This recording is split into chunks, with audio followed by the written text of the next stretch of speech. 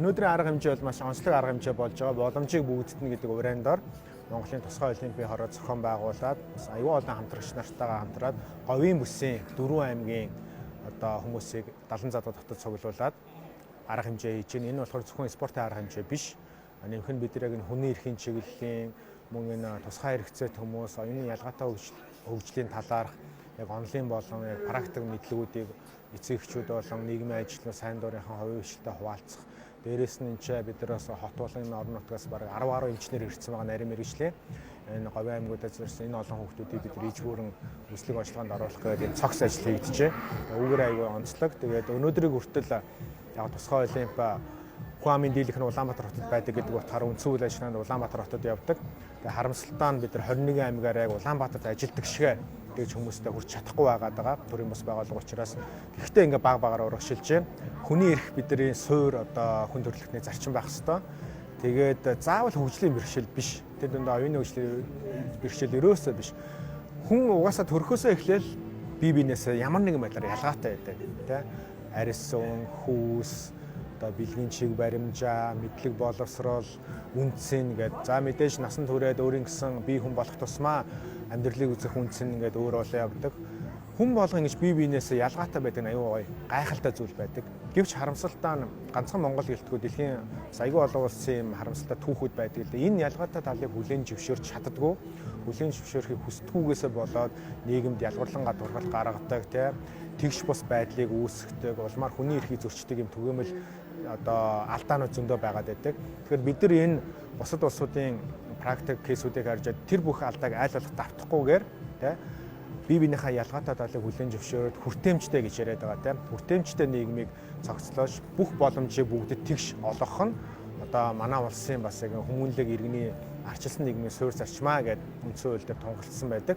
Тэрийг хэрэгжүүлэх үндсэн арга хэмжээ энэ бидний явж байгаа энэ тусгай олимпийн арга хэмжээ гэж хэлж болно. Тийм тусгай олимп маань дэлхийн тусгай олимпийн гишүүн байгууллага Монгол улс аль биесээр 8 гаруй жилийн өмнө илсэн байгаа. Тэгээ бид нэр бүсийн хувьд зүүн Азид хариалагддаг. Бусад Хятад Тайван, Хонконг гэх мэдсэн улсуудтай. Тэгээд энэ хөдөлгөөнийг хүмүүс бас спорт гэж хараад байдаг. Спорт юм шиг харагдаж байгаа боловч дэлхийн хамгийн том хүмүүнлэгийн хөдөлгөөн. Хоёрхан үндсэн зорилготой. Спортоор дамжуулан өөрөөр хэлбэл спортыг ашиглан хаалт натар хэлэхэд оюуны ялгаатай хөгжилтэй хүүхдүүд насан туршидтыг нийгэмшүүлэхтэй тэгш оролцоог нь хангах хүртээмжтэй нийгмийг зохицлох тэдний хүний эрхийн хамгаалах үндсэн нэг зорилго. Үндсэн хоёр дахь зорилго нь энэ хөдөлгөөнөөр дамжуулаад олон нийтийн хандлагыг өөрчлөх. Нөгөө миний түрүүний өмнө хэлдэг бусдыг ядуурлан гадуурхдаг эсвэл хит өрөвддөг чадварыг дутуу үнэлдэг ялгаатай хөгжлийг хүлээн зөвшөөрдгүү тэр хандлагыг өөрчлөхийн төлөө энэ дэлхийн тусгай олимп ажилладаг. Тэгээ Монголын тусгай олимпийн хорооч яг энэ зорилгонд үйл ажиллагаа явуулдаг гэсэн.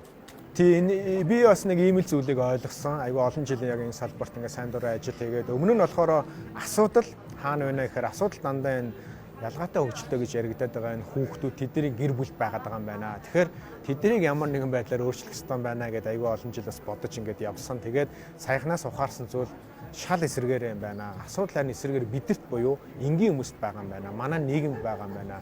Бид нар яагаад гэвэл тэр ялгаатай хүмүүсийг хүлээн зөвшөөрч чадахгүй, ойлгохгүй, хүндлэхгүй, хайрлахгүй байгаа учраас бид нар нийгмийн асуудлыг шийдэж чадахгүй байгаа юм байна. Тэгэхээр асуудлыг шийдэх түлхүүр нь юу гэхээр та бид ердөө өөрсдөө юм байна. Бид нар хамгийн түрүүнд хамгийн хурдан өөрчлөгдөж чадах юм бол хүртээмжтэй нийгмийг бид нар ямар ч асуудалгүй зохицлож чадах юм байна. Тэр бол ерөөсөө тийм хэцүү асуудал биш юм байна. Тийм учраас бид нар хөгжлийн бэрхшээл гэж яриа дандаа ингээд хүнд нэр томьёонуудыг хэрэглээд асуудлыг дандаа ингэж өөрөөсөө ингэж холдуулдаг байсан бол манай нийгэм маань өөрөө аюул том синдромтой болчихжээ. Тэр синдромаа бид нар өөрсдөөсөө эхэлж засах хэрэгтэй байна, тэгжээж урагшаа алах хэрэгтэй байна гэдгийг ойлгосон байгаа. Тэр утгаараа ингээд орон нутагт явах энэ ажлууд дээр хуваасаа болон холбооныхоо зүгээс хамтарсан холбоодороо энэ ч ингээд Rotary гэдэг бас сайн дурын хүмүүнлэгийн байгууллагын залуучууд сугалцсан байна. Бид нар тусалж байна. Mobicom корпорац ингээд энэ бүх говь зүүн аймагуудын арга хэмжээг ивент итгэж хамтарч авч ингээ хувийн хвшил, төрийнхэн, нутгийн удирдлага, хэвлэл мэдээлэл та бүхэн сайн дурынхан энэ олон оюутан залуучууд, эцэг эхчүүд, асран хамгаалагч нар гээд энэ олон нийгмийн мүлгүүдийг бид нар хамтдаа ажиллаж, хамтын үнцнийг үүсгэж нийгмийн синдромоос салах юм байна. Тэгээ энэ бол манай үйл ажиллагааны дөнгөж эхэллээ гэж хэлмээр байна.